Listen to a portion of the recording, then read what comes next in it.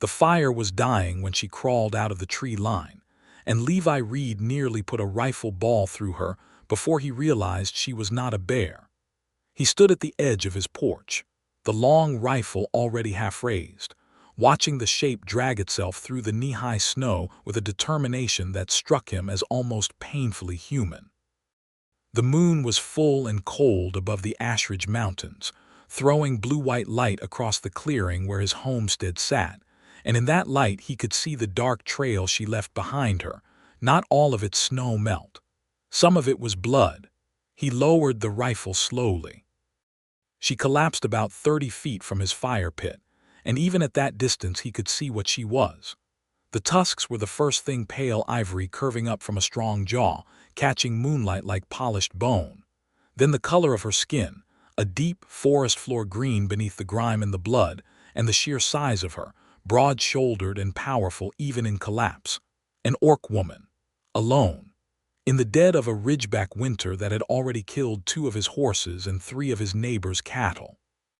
He stood on the porch for a long moment, letting the cold work at the back of his neck, doing what a sensible man would do, weighing it out. Then he set the rifle against the door frame, went inside, and built the fire bigger. He built it much bigger, actually. He dragged 2 extra logs from the pile beside the barn and dropped them both onto the coals, and the fire rose up with a whomp and a shower of orange sparks that lit the clearing like a second moon. Then he pulled on his heavy coat and his boots and walked out to her. She was not unconscious, which surprised him. She was lying on her side in the snow, and when his boots crunched close, she lifted her head and looked at him with eyes the color of dark amber, and there was nothing helpless in those eyes. There was pain, yes, and exhaustion so deep it had carved itself into the lines around her mouth. But there was also a warning in her gaze, the instinctive bearing of something cornered but still dangerous. "Easy," he said, the same way he would talk to a hurt animal, not because he thought she was one but because he thought the tone was what she needed. Calm, unhurried, not afraid. She said something in Orcish that he did not understand, but the meaning seemed roughly equivalent to stay back. "I'm not going to hurt you," he said. He crouched down so he was on her level, reducing himself, making himself smaller. "There's a fire. You can see it. You can have it." She stared at him. A long, assessing stare that moved over his face like she was reading a contract and looking for the clause that would undo her. He waited. "I don't need your fire," she said at last, and her comment was precise, accented but clear, the words of someone who had learned the language with deliberate care. "No," he agreed, "but you're welcome to it anyway." Another long pause. The wind came down off the mountain and hit them both, and she shuddered once, a single, involuntary motion that she immediately tried to suppress, and that was what decided it. He did not ask again. He simply moved, sliding one arm under her shoulders and one beneath her knees with a matter-of-fact gentleness, as if carrying a wounded stranger out of a winter field was something he did on regular Wednesdays. She was heavier than a human woman would have been, that dense orcish musculature a weight he felt in his back and his thighs, but he got her up and she did not fight him. She went stiff instead, rigid with the effort of deciding whether to trust, and in the end she let herself be carried because her body had simply run out of alternatives. He settled her as close to the fire as he safely could, on the thick bearskin he used for his own cold night sitting. Close in the firelight, he could see the wounds more clearly. A deep gash along her left arm, bound badly with a strip of leather that had soaked through entirely. Bruising across her ribs that suggested at least one had been cracked. A cut above her right eye, already clotted but pulling at the skin every time she blinked. He went inside for his medicine kit without a word. When he came back, she had pushed herself to sitting, which he thought was probably a considerable act of will given the state of her. She was watching him with those amber eyes, and in the firelight he got his first real look at her. She was wearing travel leathers, a form-fitting set of dark brown riding leathers, the jacket laced tight at the front with a wide belt cinching her waist, the trousers tucked into knee-high boots that had seen 100 miles of hard road. The leathers were quality work, the kind a warrior paid good coin for, sewn close to the body so they would not catch on brush or blade. What must have been a cloak was gone entirely, and her dark hair, thick and black in practical length, cut to the jaw, was matted with blood on one side where she'd taken a blow to the head. Beneath all of it, she was striking in a way that hit him somewhere in the chest without asking permission. Strong, angular features, a broad jaw and high cheekbones, that deep green skin unmarked except for a ritual scar along her left cheekbone, 3 short lines, evenly spaced, that he recognized as a warband mark. She was young, not a girl but young. He put her at perhaps 23 or 24, which made him feel something careful and responsible, because he was 28 himself and this was someone's daughter bleeding in the snow. "I'm going to look at the arm first," he said, opening the kit. "You can tell me to stop at any point." She looked at the kit, then at him. "You know wound care. I know enough. My nearest neighbor is 4 miles off and the surgeon in Harrow Creek won't cross the mountain in winter." He pulled out the needle and the gut thread and laid them on the bearskin beside him. "I've stitched myself up twice, never lost a limb. I call that qualified." The ghost of something crossed her face, not quite a smile, but the warning in her eyes shifted slightly, became something more like evaluation. "The arm," she said, and held it out. Her name, she told him between stitches, was Ghorza Bloodhorn. She told him this with the directness of someone who had decided that if she was going to let a strange human sew her together, she could at least give him something true. She told him nothing else that night. She endured the stitching without a sound, without flinching, watching his hands work with the focused attention of someone cataloging a technique. He tied off the last stitch and wrapped the arm in clean linen, and by the time he was done her jaw had unclenched slightly and her shoulders had come down from somewhere near her ears. "The ribs I can't do much about," he said. "Binding will help. If they're cracked and not broken, they'll heal on their own." "They are cracked," she said, with the certainty of someone who had cracked ribs before and knew the difference. He wrapped her ribs with the remaining linen, working with careful, impersonal efficiency, and she sat up straight and let him do it. When it was done, she looked at the fire, and some of the rigid control went out of her all at once, and for just a moment she looked exhausted in a way that had nothing to do with the wounds. He made tea. He made it without asking whether she wanted any, just put a cup in her hands and watched her look at it like she had forgotten cups existed. She drank it, both hands wrapped around the tin, eyes on the fire.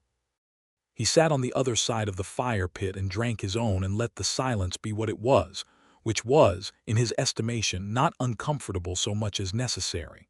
Some things needed silence to begin to settle. "The war band," he said finally, not looking at her, keeping his voice level and undemanding. "Are there others coming? I'm not asking to turn you out. I need to know whether to expect company." She was quiet for a long moment. The fire crackled and threw shadows across her face. "No," she said, "there are no others."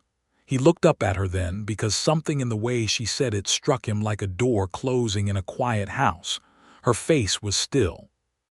Utterly still in a way that was not peace but its opposite, the absolute stillness of someone who has packed everything away because there is no longer anywhere to put it.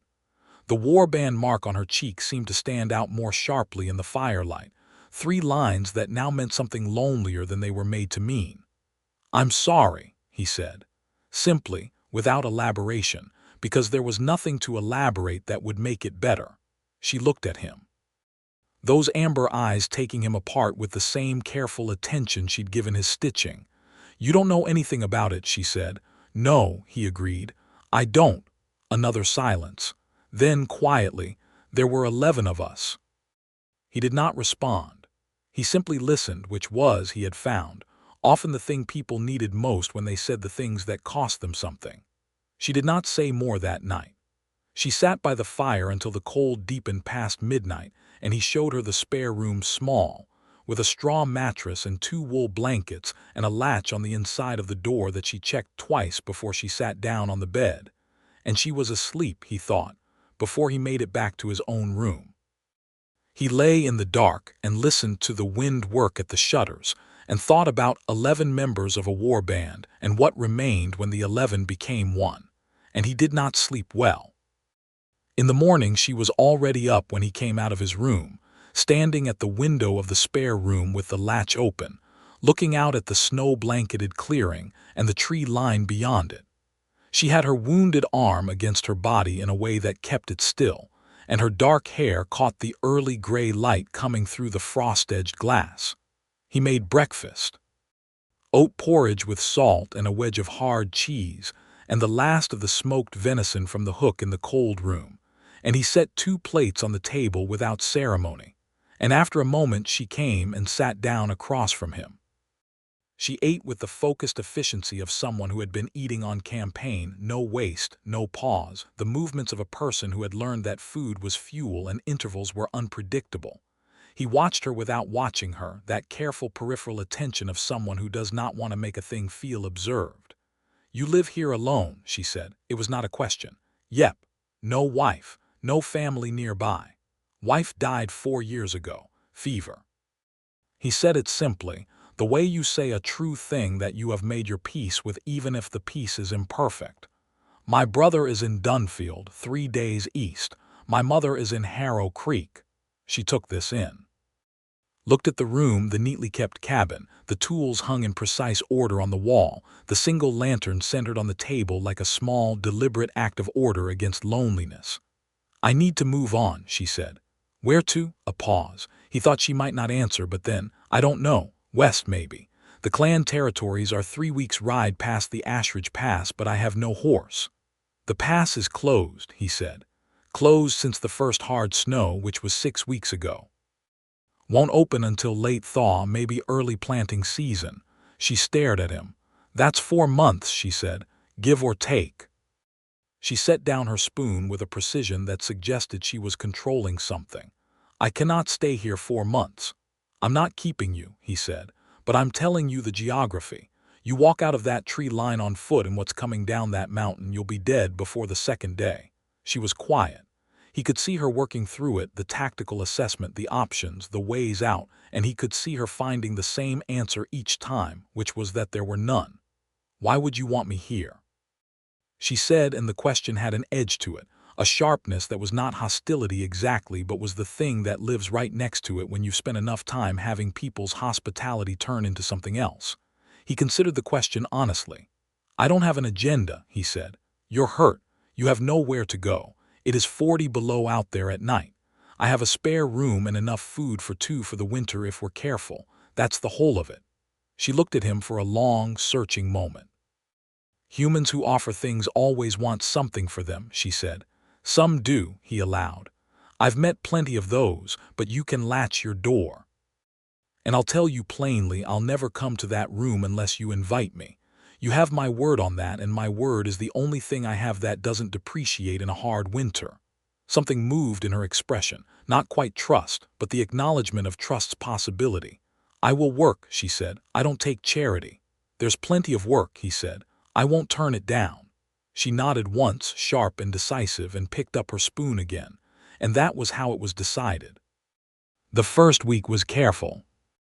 They moved around each other in the small space of the homestead, with the deliberate courtesy of 2 people who understand that the wrong movement could break something fragile. And Levi found himself more conscious of his own body than he had been in years, making sure to move slowly when he came up behind her, making sure to speak before he came around a corner, making sure that every action was legible and unthreatening. It was not difficult. It was, in fact, a kind of consideration that he thought he should have been paying to the world in general. She healed with an orcish speed that surprised him, even knowing the reputation. By the 4th day she was using the arm nearly fully, and by the 7th the bruising on her ribs had faded from deep purple to the greenish yellow of something working its way out. She helped him with the horses. There were 3 remaining, the 2 working animals and a spare, with the competent ease of someone who had been around large animals all her life. She chopped wood without being asked, efficient and powerful, the axe moving through the cold air with a precision that said she had been doing useful physical work since she was old enough to be trusted with an edge. She did not talk much, but she watched everything, and she listened to everything, and on the 8th day she did something that lodged in his chest and stayed there. He was at the workbench in the barn, trying to fix the broken tine on the iron plow frame that he'd been meaning to get to since autumn, and he was struggling with it because the cold had stiffened his hands and the angle was awkward, and his frustration was building in the quiet, self-directed way of a man alone. He heard her boots on the barn floor, and then she was beside him without fanfare, looking at the problem with that focused assessment of hers, and she said, "Hold it here," and pointed at a specific point on the frame. He held it there. She picked up the hammer he'd been using, reset her grip, and hit the tine with 3 clean, precise strokes that seated it perfectly in the way he'd been failing to achieve for 20 minutes. She set the hammer down and looked at the fixed tine. "There," she said, and walked back out. He stared at the plow for a moment. Then he smiled, privately and without anyone to see it, and went back to work. He learned her rhythms over those first weeks. She woke before him always, a habit of someone who had kept watch shifts for years. She ate without fuss and worked without complaint and had a particular stillness about her when she was thinking that reminded him of deep water calm on the surface and moving strongly underneath. She had opinions, he discovered, that she kept close but released with great precision when something moved her to it. She thought his grain storage system was inefficient and told him so and was entirely correct.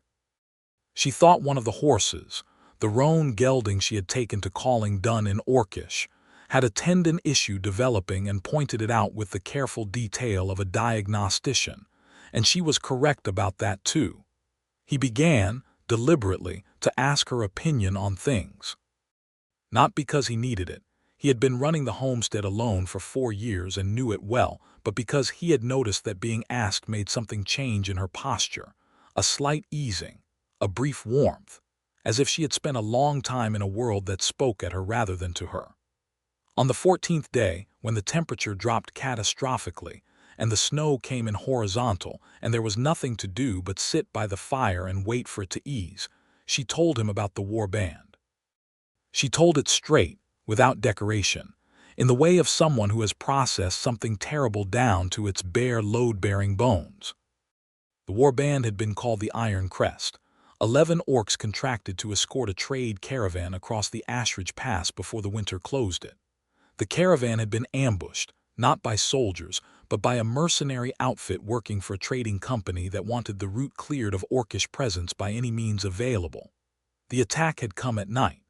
She had been on watch on the North Ridge when it hit the camp below, and by the time she had fought her way back through, there was nothing left to fight back to. She told him this, the way you tell a story that is not finished being real yet. Her hands were still in her lap, and her voice was steady, and her eyes were on the fire, and Levi sat across from her and did not say anything that would interrupt her or diminish it. When she was done, there was a silence that was heavier than the storm outside. 9 days, she said. I walked 9 days before I found your fire. He thought about 9 days on foot in this mountain winter, wounded, alone, with 11 fewer people in the world than you'd had before. He thought about that specific kind of loneliness, not just the absence of people, but the absence of people who were yours, who knew your name in the language it was made in, who would have stood beside you. Ghorza, he said, and it was the first time he had used her name, and something flickered in her eyes when he did. What you survived getting here, that's not nothing, that's something. She looked at him, direct, unguarded, in a way she hadn't been before. I didn't have a choice, she said. You always have a choice, he said quietly. Choosing to keep going is still a choice. Don't let anyone take that from you. She held his gaze for a long moment.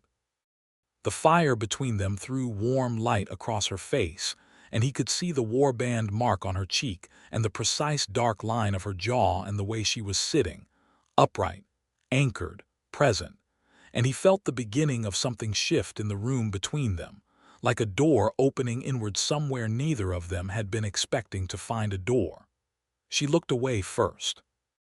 But she stayed by the fire for another hour, and they talked about other things, his homestead, the land, what grew well and what didn't, the horses, The mountain seasons and her voice lost some of its careful measured quality and became warmer, more itself. And when she finally went to bed, she said good night to him in both Orcish and Common, and he thought about that for a long time before he slept. The weeks accumulated. The snow did not relent. This was a hard winter even by Ashridge standards, and the pass remained sealed tight as a vault. But the homestead held, and the two of them settled into the rhythms of shared survival with a naturalness that crept up on Levi before he quite registered it happening. He taught her his grain storage system, the one she had correctly identified as inefficient, and then rebuilt it with her input into something better, and found the collaborative work of it more satisfying than he could account for. She taught him the Orcish method of preserving meat in a saltander brine that would keep longer than his smoking method in the cold months. And the first time he tasted something prepared by her hands, he went quiet with the unself-conscious pleasure of something genuinely good. She started finishing his sentences sometimes. Not often, and usually about practical things. He would start describing a problem with the snow load on the barn roof, and she would say the word he was reaching for before he found it. And the first time it happened, they both noticed it, and there was a beat of surprised stillness before they went on. He noticed her body in the way that a man who has been genuinely alone for a long time, and is now in close proximity with someone alive and warm and present, will inevitably notice. He noticed it carefully and honestly and put it in its proper place, which was not relevant until she made it relevant, and concentrated instead on the thing that was actually happening between them, which was a friendship becoming something foundational, something he had not felt the architecture of in years. She was funny, he discovered. Dryly, precisely funny, with a timing that was so good it took him a beat to catch up sometimes, and when he laughed the real laugh, the one that came out before he could shape it, she would look at him with a kind of satisfaction that was the most unguarded expression he had seen from her yet. She asked him about his wife one evening. Not intrusively, she asked the way she asked everything, directly and with genuine attention, as if the information mattered to her. He told her about Marin. Brown hair, quick laugh, had grown up in Harrow Creek, and had the town girl's complicated relationship with the wildness of the homestead, loving it and struggling with it in equal measure. Had caught the fever in the summer of their second year and been gone in 8 days, which was the cruelest thing about fevers, the speed. He told Ghorza this without the performance of grief. The grief was old enough now to be a scar rather than an open wound, and she listened with the quality of attention that made him feel, as he sometimes did when she listened to him, that he was being held in something careful. "Did you love her very much?" Ghorza asked. "Yes," he said simply. She nodded, a small nod of acknowledgement. "I had someone," she said, a brief pause. "Before the band, he was killed in a border skirmish 2 years ago. He was 24. She said this in the same matter-of-fact way she said most things that cost her something, and he recognized the register. It was the voice of someone who has learned that the only way to carry the unbearable is to make it a plain fact rather than a wound you keep reopening. "I'm sorry," he said. The same 2 words he'd said the first night, but this time he felt them land differently between them. "You say that a lot," she said. "I mean it every time," he said. She looked at him for a moment, and then she looked at the fire, and then she said something quiet in Orcish that he didn't catch, and he did not ask her to translate it. The month of hard winter, as the locals called the deep February cold, brought an unexpected crisis. One of the horses, the old gray mare he called Bess, got into the feed stores and ate something she shouldn't have, and by morning she was down in the stall with colic bad enough to kill.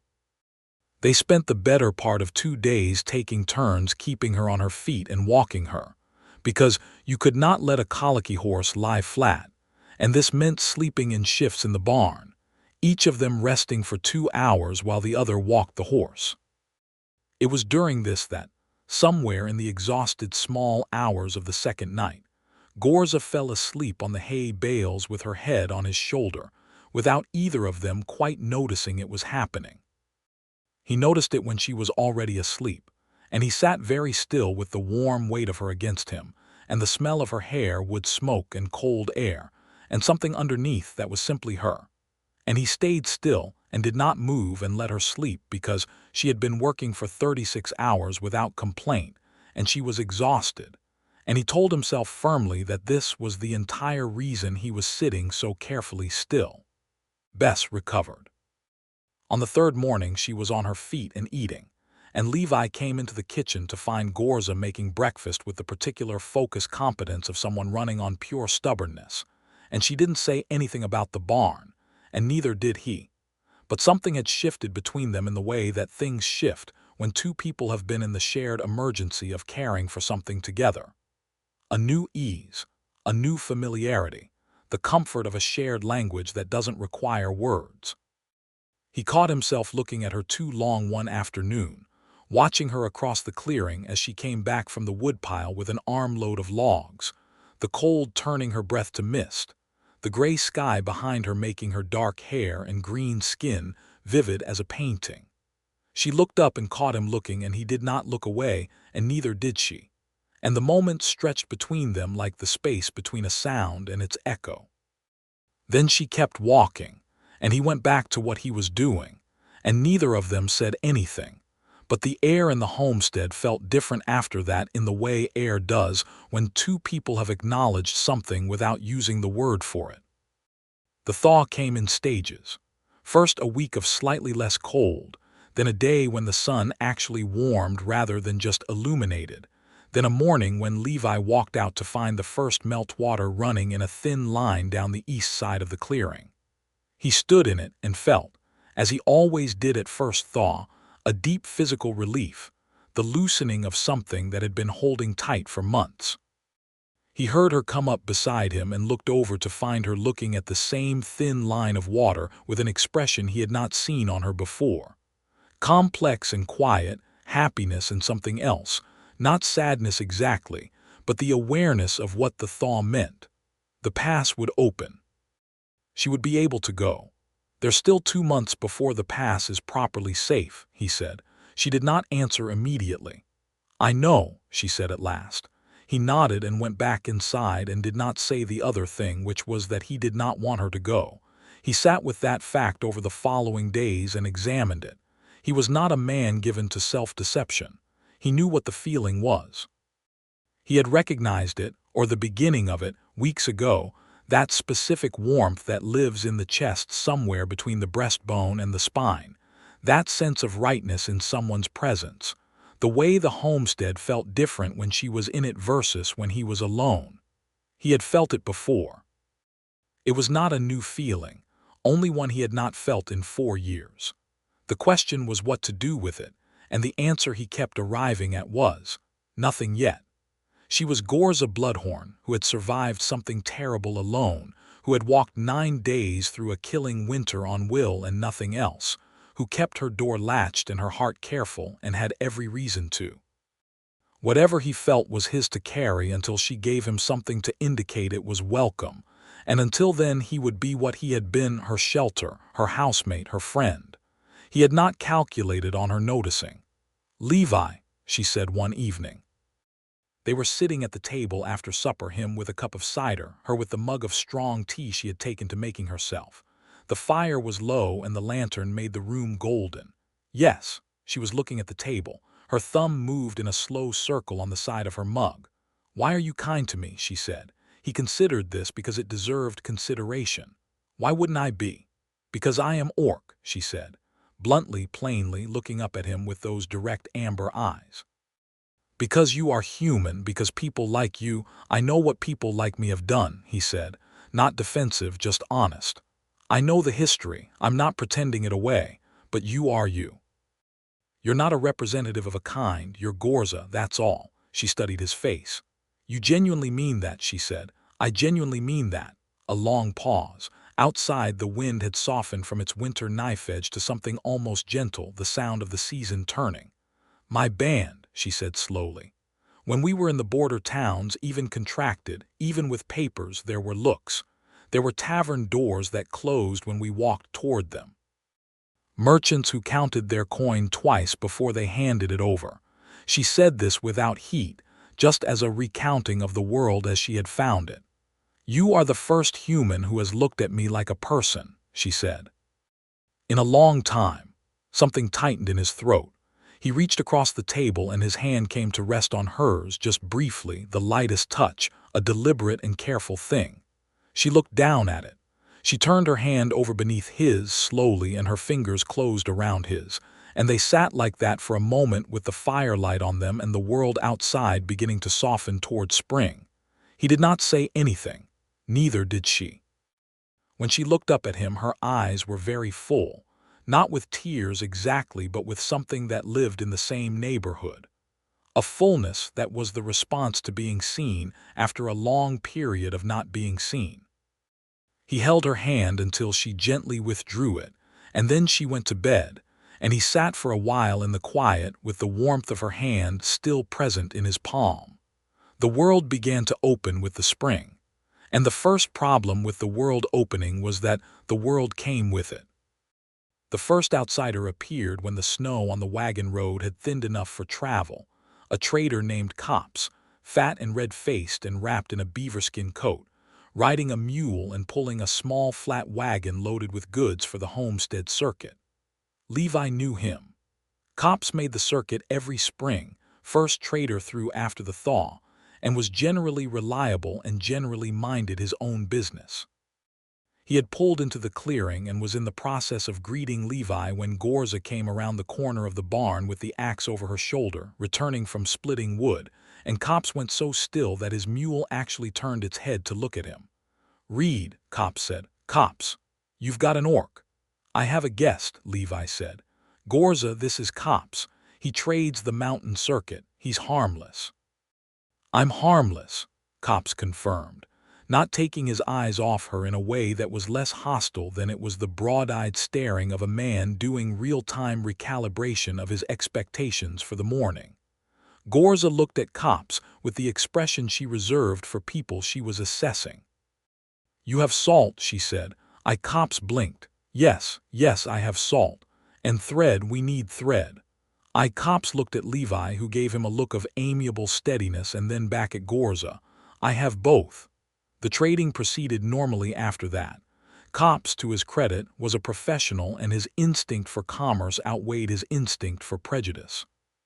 He sold them salt and thread and a bag of dried legumes and a small tin of rendered fat for waterproofing. And when he left, he went away looking thoughtful in a way that Levi knew meant the news would travel with him, because Copse's other function, beyond trade, was that he was the mountain circuit's primary information exchange.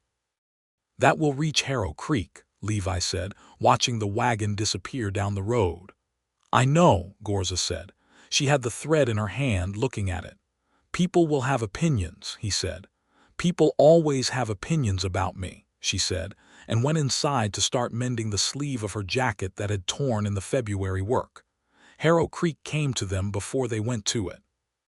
There were 3 men, riding up the wagon road on a bright April morning when the mud was drying, and the first green was tentative and apologetic at the edges of the tree line.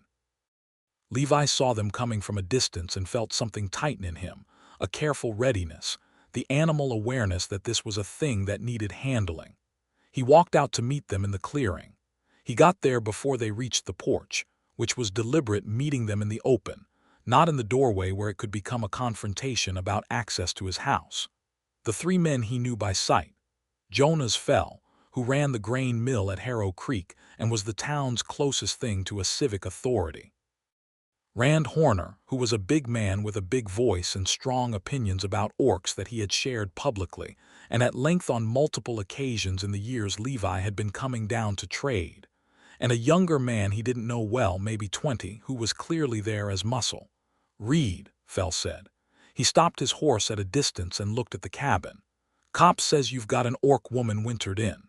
"Copse is correct," Levi said. He kept his voice pleasant and his hands visible and open, because he had found in his experience that the body language of a calm man was a more effective opening than anything you could say. Fell exchanged a look with Horner. That's a concern, Fell said. I want you to understand we're not here looking for trouble. We're neighbors. We are, Levi said agreeably. But there's people in Harrow Creek who are uncomfortable, Fell said. There's the Morrow family. You know they lost a son at the Graymere Crossing when the Orcish bands came through. I know, Levi said. That's a real grief. I don't dismiss it. Then you understand. I understand their grief, Levi said. I don't understand how a single woman who crawled out of the snow half-dead represents the same threat. She's a war band fighter, Horner said. His voice had the particular edge of a man who had already made up his mind and was now looking for confirmation. She's wearing the marks. She's the last survivor of a war band that was ambushed and destroyed, Levi said. She walked 9 days through the mountain winter on foot, wounded, alone. I found her 30 feet from my fire pit. He let a beat pass. If you want me to be afraid of her, I'm going to need more than that. Horner's jaw tightened. Reed, I am going to say this once, Levi said, and his voice changed in quality, still even, still unhurried, but with something underneath it like stone, something that did not move. She is my guest. She is on my land. She has done nothing threatening to anyone. If she does, I will handle it. That is between me and her. If any man comes on my land to make a problem for someone under my roof, that becomes a problem with me personally, and I have no interest in that kind of problem with my neighbors, but I will not back down from it. The clearing was very still. Horner looked at him for a long moment with the hard appraisal of a man measuring whether the other man means it. Levi held his gaze with complete calm and let Horner look his fill.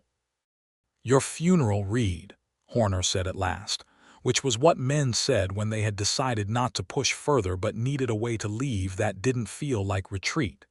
Fell looked less belligerent, more complicated.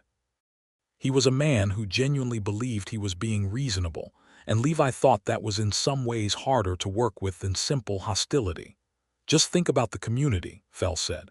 Just think about your neighbors, that's all I'm asking. I think about my neighbors every day, Levi said. My neighbor right now needs to get through the spring without dying in the snow, and I'm the person in a position to make sure that happens. I consider that a neighborly act. Fell looked at him. Then he turned his horse and rode back the way he'd come, and Horner and the young man followed, and the three of them disappeared down the wagon road without looking back. Levi stood in the clearing for a moment, alone in the bright April morning with the mud and the tentative green, and the sound of a bird somewhere in the tree line doing something optimistic with its voice.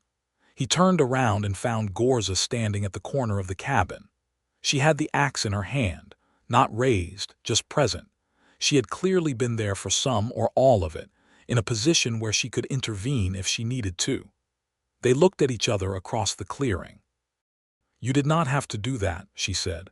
Yes, I did, he said. She looked at him for a long moment, the axe loose at her side, the April light in her amber eyes. Levi Reed, she said quietly, and there was something in the way she said his name, both names, full and deliberate, that made it sound like more than a name, like a designation, like a word she had been turning over in her mouth and had finally decided meant something true. He felt the warmth of it all the way to his feet. She turned and went back inside, and he stood in the spring mud for a moment longer and then followed her. They went to Harrow Creek together for the first time in the second week of May, when the road was dry enough for the wagon and the need for supplies could no longer be deferred. It was not a comfortable prospect, and they both knew it. Levi had thought about it for several days before saying, I need to make the supply run this week, and Ghorza had said, I'll come. And he had not argued because she was not someone you argued with about her own choices, and because he thought her presence, confronted early and directly, was better than the whispered accumulation of her absence. The road to Harrow Creek was 2 hours by wagon, descending from the mountain through pine forest that opened up into the broad valley where the town sat along its creek. It was a town of maybe 300 souls, stone and timber buildings, a mill, a smithy, 2 taverns, a general store, a church at the far end of the main road. It was not large, but it was not nothing, and every single soul in it turned to look when Levi Reed drove his wagon down the main road with an orc woman sitting beside him in the seat. He had expected it. He had not quite prepared for the particular quality of it. The stillness that spread out from the wagon like a wave, conversation stopping mid-sentence, a child being physically pulled back by its mother's hand, a man coming out of the tavern door and stopping dead on the step with his mug halfway to his mouth. Ghorza sat beside him with perfect stillness and her eyes forward and her back straight, and he thought that this kind of composure, this specific kind, the kind that holds when an entire town full of eyes is trying to push you into the ground, was one of the hardest things a person could do, and she made it look like something she had been practicing forever, which she had. He pulled up in front of the general store and got down and offered her his hand from the seat in the natural course of things. No ceremony, just the ordinary courteous thing you did. And after a brief hesitation she took it and stepped down from the wagon into the main road of Harrow Creek with 40 people watching her do it. She did not flinch. He kept his hand at the small of her back as they walked to the store door, a deliberate and visible thing, and he felt the slight surprise in her spine when he did it, the quick tension, and then the small, deliberate release as she accepted it. Inside the store, old Margaret Hayne, who ran it with the iron competence of someone who had been in trade for 40 years, regarded them over the counter with an expression that was calculating rather than hostile. She was a businesswoman first and a bigot a distant second, which Levi had always thought was not ideal but was workable. "Reed," she said. "And Ghorza Bloodhorn," Ghorza said, before the pause could stretch into something rude. "Bloodhorn," Hayne said and picked up her ledger. "What are you needing?" They got everything on his list, and some of what was on hers. Her practical assessment of what the homestead needed for the next growing season was thorough and correct, and Margaret Hayne took their coin and gave them their change without incident. And when they came back out to the wagon, there were 6 or 8 people standing at a distance in the road, watching. Rand Horner was among them. He was standing with 2 other men, and his face had the particular set of a man who has decided to do something he thinks of as principled. He took 2 steps toward the wagon. "Reed," he said, loudly enough for the watching street to hear it. "I want it known, what's happening here isn't right. This woman is a war fighter of a band that killed 3 men from this valley last summer at the Graymere Crossing. Ghorza's war band was a licensed escort company contracted to the Kessler Trading House," Levi said, loudly and clearly.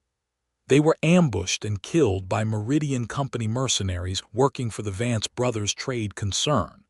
That is a fact that can be verified in the garrison records at Fort Ashridge if you care to make the ride." He put the last of the supply bags into the wagon bed and turned to face Horner fully. "She lost 11 people she called family. She walked out of the mountains alone and wounded. She has done no harm to anyone in this valley. And she is going to drive away with me now, and that is the last of this discussion." He turned and held out his hand to Ghorza to help her up to the wagon seat, and she took it, and he climbed up beside her, and he picked up the reins. Horner was not done. He took another step, and his voice dropped to something private and ugly. "She's got her hooks in you," he said. Levi looked at him for a moment with an expression that was not angry but was absolutely final.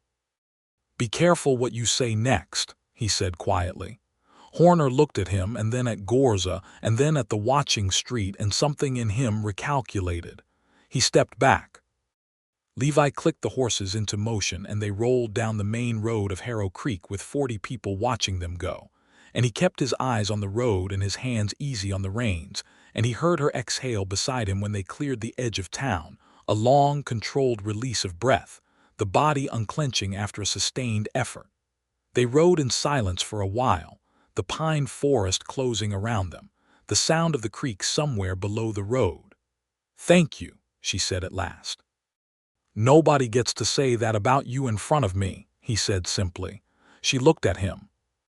The afternoon light came through the pines in long slanted bars and caught the amber of her eyes and the clean line of her cheekbone and the 3-line mark that was the only remaining sign of the 11 people she had loved.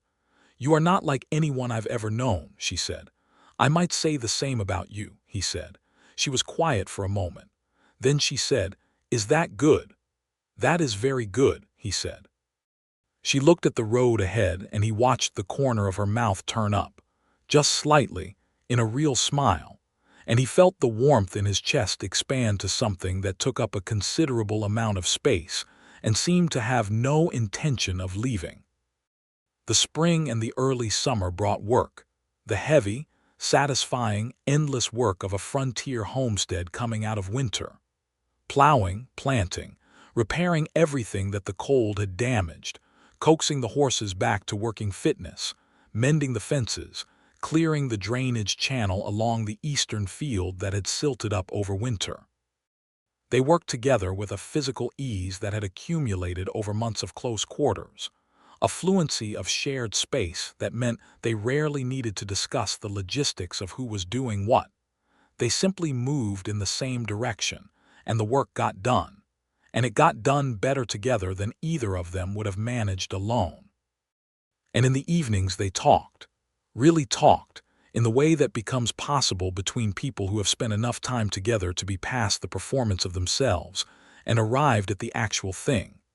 He told her things he had not told anyone about Marin, yes, but also about his father, who had been a hard man in the particular way of men who love deeply and express it only through demand, who had died before Levi had found the words for what he wanted to say to him.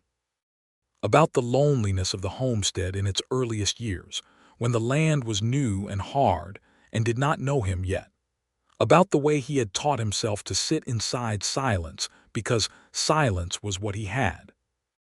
She told him about her childhood in the clan territories, the communal tents, the organized complexity of orcish social structure that outsiders flattened into something simpler and more savage than it was. She told him about her mother, who was a healer of the traditional kind, who had looked at Ghorza at the age of 7 picking up a practice sword, and said something in Orcish that Ghorza translated as, "Well, there it is, then." She told him about the war band, not just the ending but the living of it, the laughter, the strange intimacies of people who trust each other with their lives, the particular richness of belonging to something and knowing that it belongs to you. She told him about Craig, the one she had lost, how he had been quiet the way deep things were quiet, how he had been the only person who could make her laugh in a specific uncontrolled way that she missed like a sound she'd gotten used to. She told him this without the heaviness of a wound, with the cleaner ache of something that was genuinely past but genuinely real, and he listened with the same attention he gave everything she said, which was complete. "You're going to think me foolish," she said one night, in the particular small hours quiet of a summer evening when the last light had finally given up and the stars were very close, "but I didn't expect to find anything like this in a human's homestead in the Ashridge Mountains." "Like what?" he said. She looked at him with the directness that was one of her most essential qualities. "Safety," she said. "I didn't expect to feel safe." The word sat between them in the quiet, and he did not deflect it or diminish it. "I'm glad you do," he said. She held his gaze. "I'm glad too," she said, and there was something in her voice that was not just gratitude, something that ran deeper and warmer, something he recognized because he felt it himself. The first kiss happened the way such things happen when two people have been building toward them for months without quite admitting it, in a moment of complete ordinariness that somehow became the only possible moment. They had been fixing the porch railing that had finally given out under the weight of the winter's snow load, and the work was simple and finished quickly, and they were side by side on the porch step cleaning their hands on a rag in the late afternoon sun. And he turned to say something to her about getting supper started, and she was already turned toward him, closer than he'd realized, and whatever he had been going to say about supper left his mind entirely. She was looking at him with those amber eyes, fully and without the careful management she usually put in place, and in her eyes he could see everything, the months, the fire he'd built bigger, the careful way he had moved around her, the holding of her hand across the table, the standing in the road of Harrow Creek, The long evenings and the shared work and the gradual, irreversible dismantling of every wall she'd put up. He lifted his hand and touched her face, the lightest possible touch, his thumb along her cheekbone below the 3-line mark, and he felt her breath catch and he waited, giving her every possible space to choose. She leaned forward and kissed him. It was gentle and real and careful, the way first kisses are between people who mean them. Her hand came up and found his at her cheek and held it there, and he felt the warmth of it from the top of his head to the soles of his feet, and when they drew back, they looked at each other with the slightly stunned expressions of people who have just confirmed something they had been hypothesizing for months. "I've been wanting to do that since February," she said, and there was a roughness in her voice that was not her usual register. He laughed, a real one, the kind she had learned to pull out of him, and she looked at him with a joy that was complicated by the surprise of it, that she had gotten here, that this existed, that the world after the Iron Crest had room in it for something like this. "February," he said. "That's very specific." "February 14th, she said. "When Bess had the colic and we were in the barn and you were exhausted out of your mind and still talking to the horse like it could understand you." He shook his head, still laughing. "That's—" "You're very kind to animals," she said, with the delivery of a compliment that didn't want to be obviously a compliment, and he kissed her again, still laughing, and she made a small sound against his mouth that was surprised and pleased and entirely unguarded. The summer deepened. The homestead flourished in the way that homesteads do when they have two capable, committed people working them. The fields came in well, the horses were healthy, the stored food for the coming winter was building with satisfying steadiness. There was a harmony to the place now that it had not had before, something balanced in it, the way a sound is fuller when it has more than one voice.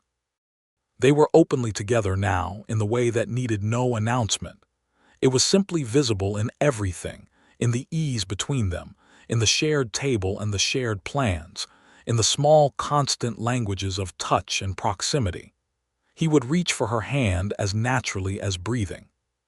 She would come to stand beside him when he was working on something difficult, not always to help but simply to be near, which he understood as an expression of something she did not always have words for and did not require her to.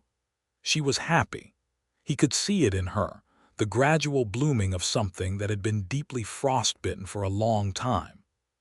She laughed more, that specific uncontrolled laugh that was a gift he did not take lightly.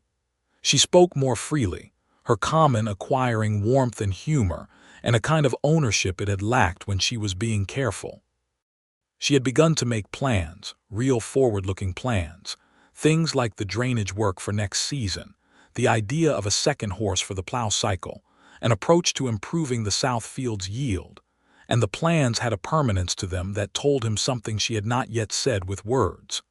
He had begun to tell her, in the ordinary moments, in the ways that were easier than the direct form, in the extra log on the fire when she came in cold, in the cup of tea ready before she asked for it, in the way he said her name. He had said it once, and she had looked at him with the expression of someone who had heard the thing beneath the saying. He said it plainly in early August, on a warm evening with the fireflies beginning their particular mathematics in the long grass of the meadow below the homestead, sitting on the porch step with her shoulder against his. "I love you," he said. Not a performance of it, not prepared and polished, just the fact delivered the way he delivered most important facts, directly, and with the full weight of meaning it. She was quiet for a moment. He did not make the silence uncomfortable by rushing to fill it. "I know," she said, her voice was low. "I have known for a while." "Okay," he said. "I love you," she said, equally plain, equally direct. And then, "That is not something I expected to say again, to anyone." He put his arm around her and she leaned into him, and they sat on the porch step in the warm August evening with the fireflies doing their thing and the mountain dark, and soft above them and the homestead settled and breathing around them. And it was one of those moments that is not dramatic, but is the kind of thing a person comes back to, the exact warmth of it, the exact rightness, the exact quality of a world in which the correct things are in their correct places. "Stay," he said after a while. I was already staying, she said. He pressed a kiss to the top of her head, and she made a small sound and turned and kissed him properly. And the fireflies didn't pay attention, because fireflies don't, but the whole evening felt like it was paying attention in their place. The physical intimacy between them had been building with a patience that felt right for who they were, neither of them rushing, neither of them retreating, both understanding that the depth of what was between them required a corresponding gentleness in how they moved toward it. There had been weeks of closeness, of learning each other's warmth, of evenings on the porch that ended with her head on his shoulder and his hand in her hair, and both of them in no hurry to move. There had been the particular tenderness of learning a new body, his thumb tracing the architecture of her jaw, her hands learning the landscape of his shoulders in the dark.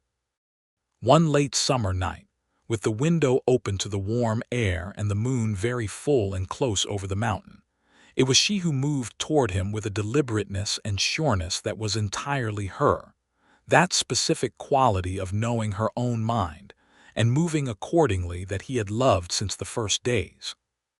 What followed had the warmth and weight of something earned over months, the deep familiarity of two people who already knew each other, who had been learning each other in every way except this one, and who found that the last wall came down with the ease of something that had been ready to come down for a long time.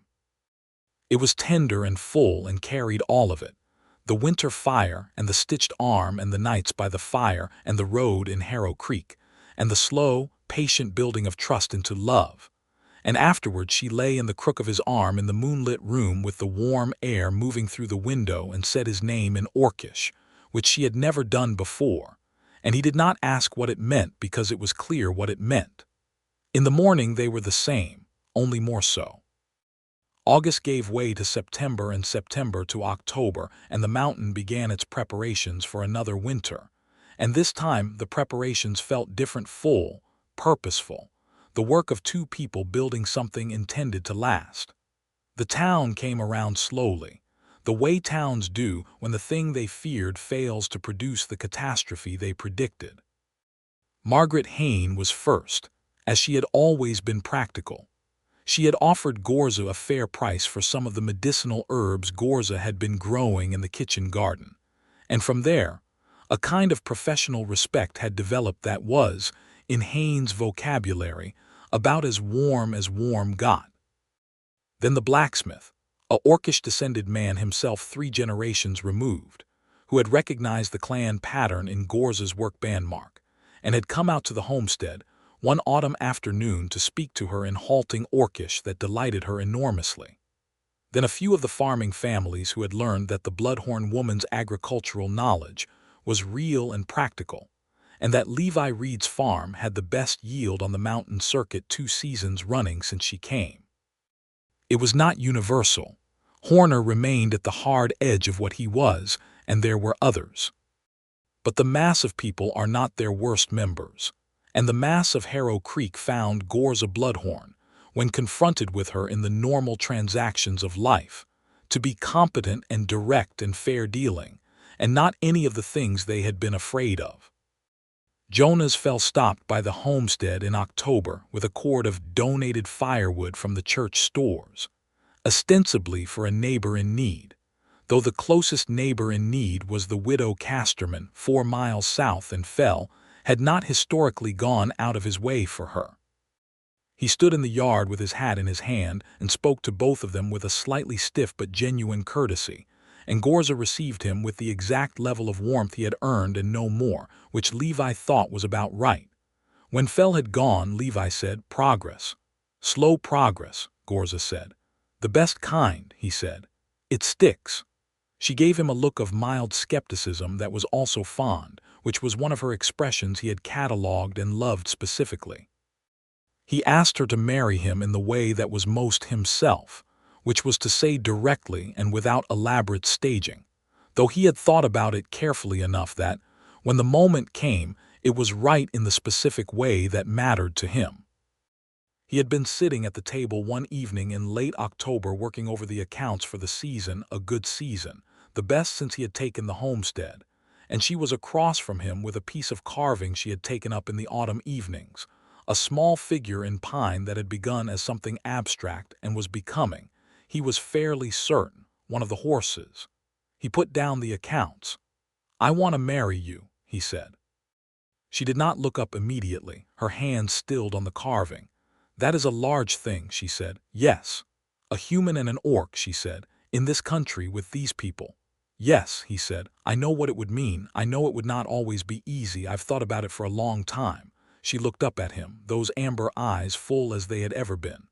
"Why?" she said, and the question was not rhetorical. She genuinely wanted to know. She had the courage to ask the real question. He looked at her across the table, in the lamplight, in the homestead that had become theirs, in the life that had become something he had not known to want before she walked into it. "Because you are the most remarkable person I have ever known," he said. "Because I am better in every way since you came here. Because I want to spend the rest of my life making you safe and arguing about drainage systems and sitting on the porch in the evenings and building fires bigger when the cold comes and being exactly this." He paused. "Because I love you with everything I've got and I don't want to stop." She set down the carving. She was very still. Then she said, "The Orcish tradition for bonding does not require a human ceremony, but I would do it your way, because this is your world too." "We can do both," he said. "I'd like to do both." Something very warm broke across her face, a full smile, not the corner of the mouth kind, but the real thing, the one that transformed her features and made him feel like he was standing in direct sunlight. "Yes," she said. "Levi Reed. Yes." He was around the table in 3 steps, and she stood up to meet him, and they held each other in the lamplight for a long time, her arms around his shoulders and his face against her hair. And the pine carving sat on the table, and the accounts sat on the table. And outside the mountain was preparing for another winter that they would go into together. The ceremony was in the spring, which felt right, the world opening again, as it had the year before when she had first watched the meltwater run. It was 2 ceremonies, as he had promised. First the Orcish bonding rite, which the blacksmith's wife, a woman named Petra who had Orcish blood herself, and knew the old forms, performed in the clearing with only Levi's brother and his wife as witnesses, involving the binding of wrists with a braided cord, and the exchange of names in both languages, and a spoken acknowledgement of what was being made between them. The second ceremony was in the small church at Harrow Creek, which the minister, a young man named David who was less rigid than his predecessor and more interested in the practical theology of doing right by actual people, had agreed to perform with the matter-of-fact courage of someone who had decided his faith required it. Half the town came, more than Levi had expected. He stood at the front of the church and watched Ghorza come down the center aisle, and he felt something enormous and simple happen in his chest, the recognition of a rightness so complete it needed no commentary. She was wearing her leathers, the same dark brown riding leathers, clean and mendied, with a white linen shirt beneath the jacket that she had bought in Harrow Creek for the occasion. She had braided her dark hair back from her face, so the 3-line mark on her cheekbone was fully visible, and she carried herself with the straight-backed, deliberate dignity of someone who knows they belong exactly where they are. She met his eyes coming up the aisle, and the expression on her face was uncomplicated and full and entirely her. No performance, no managed presentation, just Ghorza looking at him the way she looked at him, which was to say with everything she had. David said the words. They said theirs. Outside there was some noise from the street horner's faction making its displeasure known, but inside the church there was only the ceremony and the 50 people who had come to witness it. And when it was done and they walked back up the aisle together, there was actual applause, which surprised them both and made her laugh that real laugh, and he thought that was exactly the right sound for the moment. Outside the church was where it became the moment it needed to be. Horner was there, with a knot of 5 or 6 others, positioned across the main road in the kind of deliberate obstruction that was designed to make you walk through them or around them as an act of submission. Levi felt Ghorza's hand tighten in his, and he felt his own jaw set. He kept walking. "Reed," Horner said, "think about what you've done to this community." "I think about this community every day," Levi said, not stopping. "Every single one of them that came into that church and wished us well. They're my community." "You're making a mongrel family," Horner said, and his voice had the ugliness of something he'd been waiting to say. "You'll have mongrel children who belong nowhere." Ghorza stopped walking. Levi felt the shift in her and turned to look at her, ready to step in front of whatever was coming, but what was coming was not what he expected. She turned to face Horner with a composure so complete it was its own kind of force, and she looked at him for a moment, and then she said, calmly and clearly, "My children will belong to their parents. They will have their father's land and their mother's strength. They will know what it means to be loved by two people who chose each other across every barrier your kind and mine have built. Whatever they are, they will have been made in kindness." She looked at Horner without heat, without anger, with something more powerful than either. "That is more than many people have." The silence that followed was the silence of something true landing in an open space. Horner had no answer for it. His mouth moved but nothing came out, and the men with him were looking at the ground or at each other, recalculating. Levi put his arm around her, and they walked through the gap the crowd had opened for them, past Horner and his cluster, and out into the bright spring road. And people called their names from the doorways, and someone threw flower petals, which was a tradition he'd forgotten about. And the petals fell in yellow and white across the mud of the road and across Ghorza's dark hair, and she turned her face up to catch them with an expression of complete and astonished delight. He stopped walking and kissed her, right there in the main road of Harrow Creek, with flower petals falling and people watching and Horner behind them and the mountain above them and everything as it was complicated, imperfect, real, and entirely worth it. The years that followed were a life. The homestead grew. The Southfield drainage problem was solved in the third year using the method Ghorza had first proposed the morning after their arrival in Harrow Creek as a married couple. And the yield improvement was dramatic enough that 2 neighboring farms adopted the same approach and came to ask her for advice, which she gave freely and which was well regarded. The horse herd expanded to 5. The barn was rebuilt with better timber in the 4th year. A second room was added to the cabin. The second room was necessary. Their first child was a boy. He came in the late autumn of their 2nd year together, a hard labor that Levi sat through with the white-knuckled focus of a man who had lost someone he loved to a medical emergency and was grimly determined not to lose another. The child was healthy, loud, and apparently indignant about the whole situation of being born, and he was a remarkable thing to look at.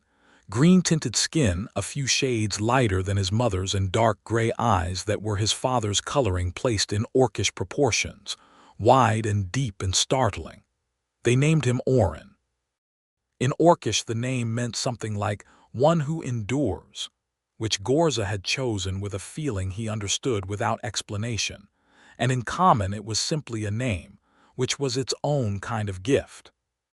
The second child came 3 years later and was a girl, fiercer in temperament than her brother from the beginning, with the darkest green skin of the 3 of them and her mother's jaw and her father's stubborn mouth, and a laugh that, even as an infant, had its mother's quality, the real one, the uncontrolled one that was a gift. They named her Marin, which was the name of someone Levi had loved and lost, and Ghorza had suggested it herself one evening when they were talking about names, and he had been so moved by the gesture that he had not been able to speak for a moment, and she had held his face between her hands and looked at him with everything she had until he came back to himself. Oren grew up knowing 2 languages and both of his heritages with a naturalness that was the gift of parents who had never pretended those things were in conflict. He had his mother's talent for practical problem-solving, and his father's gift for sitting with silence without making it uncomfortable. He was, by the time he was 7, already more useful around the homestead than most grown men Levi knew. Marin was a force of nature from the beginning. She had her mother's directness and her father's stubbornness, and some particular combination of the two that resulted in a child who was simultaneously the most forthright and the most emotionally perceptive person Levi had ever known in a small body. She asked the questions no one else asked with a cheerful completeness that was simultaneously exhausting and deeply admirable. The town changed around them. Not entirely, not without resistance. Horner remained Horner until he was Horner's problem alone, which eventually he became, but in the gradual, meaningful way of communities confronted with evidence that contradicts their assumptions, over and in the most ordinary ways. The Bloodhorn Reed children played with the children of families who had first been hostile to their parents. The farm's reputation for sound practice and honest dealing built slowly into something that reached past the mountain circuit to the traders who came from the lowlands, and with prosperity came a kind of pragmatic tolerance that was not love, but was better than what had been there before. Petra, the blacksmith's wife, became the closest thing to family that either of them had locally. A woman who had spent her own life straddling two heritages, and who had the particular warmth for Ghorza that came from recognition. She and Ghorza had long conversations that Levi was not part of, in a language he didn't speak, about things he was not privy to, and he thought those conversations were one of the most important things in Ghorza's life on the mountain, and was glad for every one of them. Levi's mother came to visit in the 3rd year, which he had not been entirely certain she would do. She was a practical woman, but she was of her generation and her region, and her generation and region had ideas about orcs. She came and she was stiff for 2 days, and then Ghorza fed her a meal that was frankly the best thing that had been put on a table in that cabin, and they talked across it for 3 hours about herbs and medicine, his mother being a known gardener and Ghorza having inherited her own mother's knowledge. And the stiffness dissolved the way stiffness does when it encounters genuine competence and warmth directed at it. His mother held Oren, who was by then a heavy, cheerful infant, and something settled in her face that he thought was the final closing of a door she had been standing in front of. Before she left, she took Levi's hand and said, "She loves you well." Simply, matter-of-factly, the way his mother said everything. And then she left and she wrote them letters after that, regular ones, which was its own kind of declaration. One autumn, in their 7th year on the homestead together, Levi woke very early and went out to sit on the porch in the pre-dawn dark before the household was up. He sat on the step where they had sat on countless evenings, and he looked at the clearing, the barn, the fields, the tree line where she had come from, dark and silver in the moonlight that was almost the same as it had been the night she had crawled out of it. He thought about that night, about the fire he had built bigger. It was one of those moments where the full line of something becomes visible, where the distance between then and now becomes comprehensible in a single view. The half-raised rifle, the trail of blood in the snow, the careful carrying, the stitching, the tea, the months of winter, the hand across the table, the road in Harrow Creek, the ceremony with petals, the years, the children. All of it connected in a line from that cold night and that fire, as if the fire had been the first deliberate act of a life that had still been waiting to know what it was. He heard the door behind him and she came out, wrapped in the heavy wool blanket from the bed, her dark hair loose, her feet in his old boots that she had appropriated years ago. She looked at him and at the clearing and at the early lightening sky and sat down beside him on the step without saying anything. He took her hand. She leaned against him, her head on his shoulder, and they watched the light come up over the Ashridge mountains together, the gray becoming rose becoming gold, the birds beginning in the tree line, the horses moving in the paddock with the soft, indifferent purposefulness of animals who have no interest in mornings but must nonetheless be present for them. "What are you thinking about?" she said. "That night," he said. "The first night." She was quiet for a moment. "When you built the fire bigger," she said. "Yes." She turned her head and pressed her lips to his jaw, and he felt it all the way down. "I saw the fire from the tree line," she said. "I was deciding whether to keep walking, A pause. The fire got bigger, and I thought, who builds a fire bigger in the middle of the night in a hard winter alone? And I thought, either they are foolish or they are kind. And I was so tired of moving through a world where everything was hard and nothing was safe. She paused again, and when she continued, her voice was low and warm. I decided to find out which it was. He pressed a kiss to the top of her head. Foolish or kind, he said. Both, she said. Definitely both. He laughed and she laughed, and Oren's voice came through the window behind them.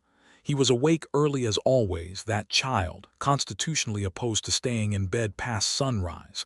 And in a moment Marin would follow, because she would not be outdone by her brother in anything. And the day would begin in the way of days that are full and demanding and fundamentally good. But for another moment, in the early gold light of a mountain morning in the life they had built from a fire made bigger and a door that had opened, they were simply two people sitting together on a porch step, shoulder to shoulder, holding on. Ghorza Bloodhorn had walked out of the worst possible ending. She had walked 9 days through a killing winter with nothing left of her world except herself, and she had come toward a fire that someone had made bigger so she would see it, and she had decided to find out whether the person who built it was foolish or kind. The answer had turned out to be both, and also brave and also stubborn, and also capable of stitching a wound at midnight and standing in a mud road in front of a town's worth of hostility, and building a life out of the materials available: wood, stone, seed, patience, and the particular love that comes from choosing someone every day with full knowledge of what that means. She had survived, and then she had lived, and then she had built something that would outlast her.